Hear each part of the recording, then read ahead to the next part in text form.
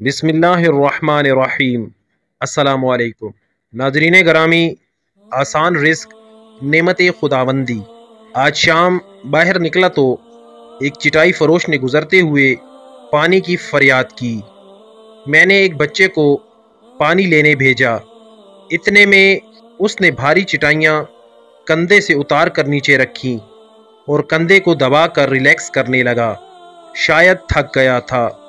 मैंने कुछ हाल अहवाल पूछा और थोड़ी खुशगपियाँ शुरू कर दीं कि शायद मेरे दो बोल से सुबह का थका हारा बंदा कुछ अच्छा महसूस करने लगे। इतने में पानी आ गया और मैंने उनसे चटाई वाली गट्टी उठाने की इजाज़त चाही ताकि वज़न का अंदाज़ा लगाया जा सके कि कैसे ये लोग रिज़्क़ हलाल की खातिर गली गली मुशक्क़त तलब गठरी उठाए लिए फिरते हैं।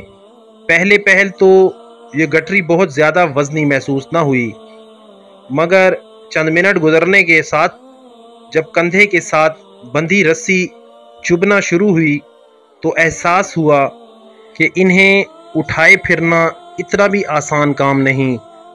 सारा दिन लिए घूमना इन्हीं की हिम्मत है। और फिर जब अपनी ज़ात की तरफ देखा और सोचा कि क्या हमें अपने रब का शुक्रगुजार नहीं होना चाहिए कि उसने हमारा रिस्क कितना ही कम मुशक्क़त तलब कामों में रखा हुआ है। अगर मैं इसकी जगह हूँ तो आखिर कितने दिन ये काम सरअंजाम कर पाऊँगा।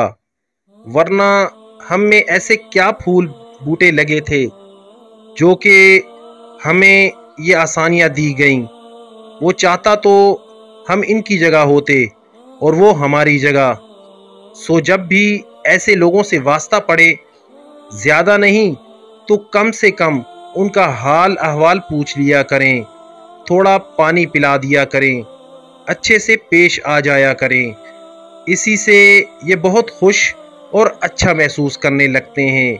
और अगर आसान रिज़्क़ को दौलत से रब नवाज दे तो उस पर तकब्बुर करने के बजाय मज़ीद झुक जाया करें कि मालिक तेरी करम नवाजी है, वरना मेरी ये औकात कहाँ।